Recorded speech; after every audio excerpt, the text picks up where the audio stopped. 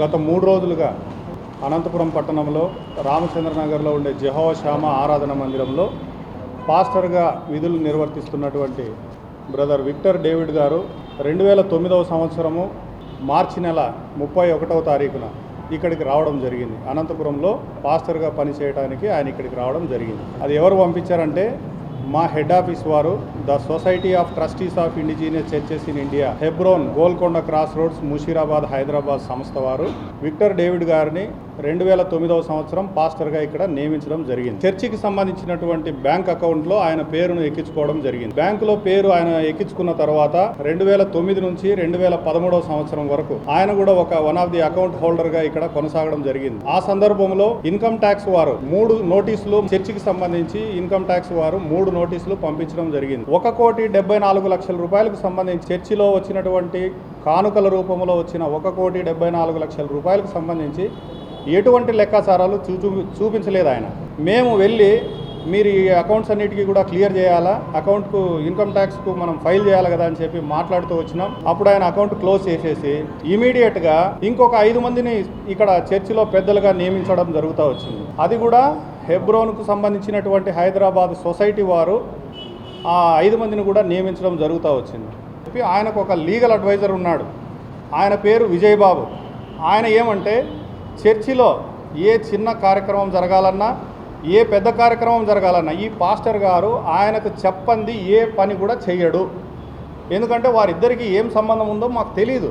చాలామందికి చర్చిలో ఉన్న పెద్ద ప్రశ్న ఏంటంటే ఎందుకు వాళ్ళిద్దరు అంత సన్నిహితంగా ఉంటున్నారు, ఆయన చెప్పింది ఏది తీసివేయడు అని చెప్పి చాలా ప్రధానమైనటువంటి ఆరోపణ. ఆయన మీద చాలా ఆర్థికమైనటువంటి ఆరోపణలు కూడా ఉన్నాయి. వచ్చినాడు, నాతో బలవంతంగా సంతకాలు పెట్టించుకుంటూ వచ్చినారు, నేను బలవంత పెట్టబడ్డాను అని చెప్పి చెప్తా వచ్చినాడు. ఎవరు బలవంత పెట్టాడు?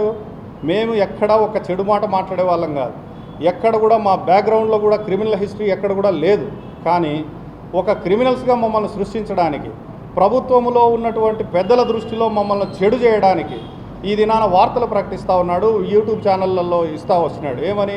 మాకు ప్రభుత్వం యొక్క అండ ఉందని, ఎమ్మెల్యే గారి అండ ఉందని, తర్వాత ఇంకా ప్రభుత్వ పెద్దల అండ ఉందని చెప్పి ప్రధానమైనటువంటి ఆరోపణలు చేస్తూ వచ్చినాడు.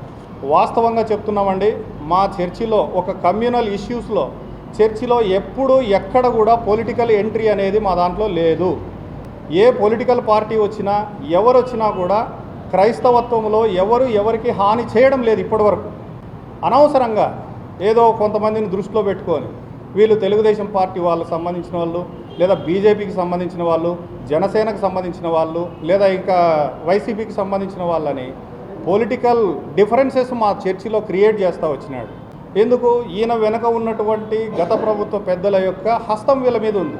ఈరోజు మమ్మల్ని ప్రభుత్వం దృష్టిలో చెడుగా సృష్టించడానికి మమ్మల్ని ఈ ప్రభుత్వం యొక్క పెద్దలు వాళ్ళు ఉన్నారని చెప్పి పొంతనలేనటువంటి సమాధానాలు చెప్తా ఉన్నాడు. ప్రాముఖ్యంగా నా పైన, మన దేవదానం అనే వ్యక్తి పైన, మా ఇద్దరి పైన టార్గెట్ చేసుకొని మమ్మల్ని హంతమొందించాలని, మమ్మల్ని హతమార్చాలని చర్చిలో ముఖ్యంగా విజయ్ బాబు, విక్టర్ డేవిడ్, అదేవిధంగా తాడిపత్రి నుంచి వచ్చిన కృష్ణ, వాళ్ళ అన్న ప్రసాదు, ఇంకా కొంతమంది ఇక్కడ వాళ్ళ పేర్లు కూడా నిదానంగా మేము అందరికీ చెప్తాం. మా కోసం మనుషులను పెట్టి మమ్మల్ని చంపాలని, మేము ఎక్కడ పోతే అక్కడ ఫాలో కావడము, ఎక్కడ పోతే అక్కడ ఫోన్లు చేయడం, అన్నోన్ నంబర్స్ నుంచి విపరీతమైన బెదిరింపు కాల్స్, మాకే కాదు మా భార్యలకు కూడా బెదిరింపు కాల్స్ వస్తున్నాయి. కాబట్టి మేము ప్రభుత్వం దృష్టికి వచ్చేది మాకు న్యాయం చేయమని మేము కోరుతున్నాం.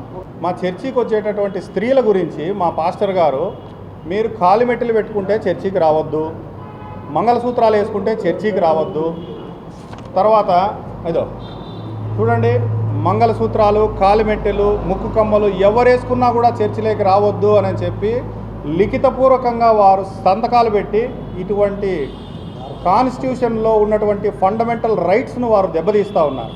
సో దీనిపైన కూడా ప్రభుత్వం వారు చర్య తీసుకోవాలని మేము ప్రభుత్వాన్ని కోరుతున్నాం. అంతేకాకుండా చర్చిలో హుండిపెట్టెలో డబ్బులు వేసేదానికి వస్తే ఇటువంటి ఆడోళ్లను భుజం బట్టి పక్కకు దొబ్బేస్తాడు, మీరు కానుకలు వేయొద్దండి, మీరు రావద్దండి అని చెప్పి. ఈ విధంగా కూడా ఎన్నో కుటుంబాలు భార్యాభర్తలు దూరం అయిపోయినారు. కాబట్టి దీనిపైన కూడా ప్రభుత్వం వారు దృష్టి ఉంచి చర్య తీసుకోవాలని మనస్ఫూర్తిగా మేము కోరుకుంటా ఉన్నాం. దానికంటే ముఖ్యంగా ఇప్పుడు ఈ చర్చిలో జరుగుతున్నటువంటి అరాచకాలపైన ఇంకొకటి ఏంటంటే గత 2 నెలల నుంచి చర్చిలో ప్రతిరోజు మినిమం 200 మందిని జిల్లాలో నుంచి పాస్టర్లను విశ్వాసులను అందరినీ చర్చిలో పిలిపించుకొని ఎవరొస్తే వాళ్ళని కొట్టండి చంపండి అని చెప్పి చర్చిలోనే 200 మందిని పైన పెట్టుకుంటా ఉన్నాడు. 3 పూట్ల భోజనం, ఒకరోజు 500 కూలి, ఈ విధంగా ఇచ్చి ప్రతిరోజు దగ్గర 2 నెలల నుంచి మీరు ఇప్పుడు కూడా వెళ్ళి చూసుకోండి, చర్చిలో మినిమం 200 మంది ఉంటారు. ఎవరు హాని చేయాలనుకుంటున్నారో, ఎవరు అంతమొందించాలనుకుంటున్నారో దీన్ని బట్టి మీరు అర్థం చేసుకోవాల్సిందిగా మేము కోరుకుంటా ఉన్నాం. దయచేసి మా చర్చి విషయంలో ఎటువంటి పార్టీల అండలేదు, ఎమ్మెల్యే గారి హస్తం లేదు, అదేవిధంగా లోకేష్ బాబు గారి హస్తము లేదు, ఎవ్వరు లేరండి. ఇది కమ్యూనల్ ఇష్యూస్లో క్రైస్తవత్వంలో ఏ పార్టీ వచ్చినా ఆ క్రైస్తవత్వాన్ని కాపాడే పార్టీలే కానీ నష్టం చేసే పార్టీలు అయితే మా దగ్గర ఎవరు లేరండి. గత ప్రభుత్వంలో ఉన్నటువంటి ఒకే ఒక వ్యక్తి, ఆయన ద్వారా ఇంతవరకు జరుగుతూ వచ్చింది. ఇప్పుడు కూడా ఆయన నాడు నేడు చైర్మన్గా పనిచేసి ఇప్పుడు ఇంట్లో కూర్చొని ఉన్నాడు. ఆయన పేరు FCS పీటర్ గారు అంటారు. ఆయన పెద్ద వాళ్ళకు ఫోన్లు చేసి కూడా మా పైన ఈ చర్చి సొసైటీ ఆస్తి కాదు, ట్రస్ట్ ఆస్తి అని కూడా చాలామందికి చెప్తా వచ్చినాడు. కానీ మా చేత ఏమీ కాక, మా చేతిలో డబ్బులు లేవు, మాకు అధికారాలు లేవు, మా వెనక మంది బలము లేదు.